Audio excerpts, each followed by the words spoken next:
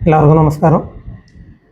ഇന്ന് Kerala fire and rescue സർവീസസിൽ നമ്മുടെ വിട്ട് ഒഴിവാക്കാൻ പറ്റാത്ത ഒരു വിഭാഗമായിട്ട് മാറിയിരിക്കുന്ന സന്നദ്ധ സേനയാണ് സിവിൽ ഡിഫൻസ് വോളണ്ടിയേഴ്സ്, ആപദമിത്ര ആൻഡ് ഇപ്പം പുതിയതായിട്ട് തുടങ്ങിയിട്ടുള്ള സിവിൽ ഡിഫൻസ് വാരിയേഴ്സ്.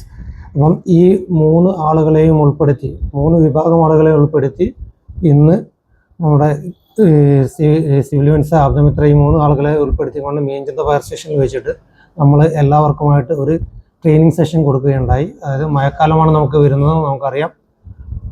അടുത്ത മഴക്കാലത്തിന് എന്ത് സംഭവിക്കാമെന്നൊന്നും നമുക്കിപ്പോൾ പ്രെഡിക്റ്റ് ചെയ്യാൻ പറ്റത്തില്ല. കഴിഞ്ഞ മുൻ വർഷങ്ങളിൽ ഉണ്ടായ സംഭവങ്ങളൊക്കെ നമ്മൾ കണ്ടതാണ്. അപ്പോൾ അടിയന്തര സാഹചര്യം എന്തുണ്ടായാലും അതിനെ വളരെ ഫലപ്രദമായിട്ട് നേരിടാവുന്ന രീതിയിൽ നമ്മുടെ സന്നദ്ധ സേന വാർത്തെടുക്കുക എന്നുള്ള ഉദ്ദേശത്തോടുകൂടി നമ്മൾ കൊടുത്ത ട്രെയിനിങ് സെഷൻസാണ്. മണ്ണിടിച്ചിലുമായിട്ട് ബന്ധപ്പെട്ടതായാലും ശരി, വെള്ളപ്പൊക്ക മുന്നൊരുക്കവുമായിട്ട് ബന്ധപ്പെട്ടതായാലും ശരി, ഇങ്ങനെയുള്ള എല്ലാ കാര്യങ്ങളും തന്നെ ഇവർക്ക് ലഭിച്ചിട്ടുണ്ട്. അപ്പോൾ ഈ സേനാംഗങ്ങൾ നാളെ പുറത്ത് നമ്മുടെ മറ്റുള്ള ആളുകളിലോട്ടും ഈ കാര്യങ്ങൾ എത്തിക്കും. അത് നമ്മുടെ പൊതുസമൂഹത്തിന് മൊത്തത്തിലൊരു മുതൽക്കൂട്ടായി മാറുകയും ചെയ്യും.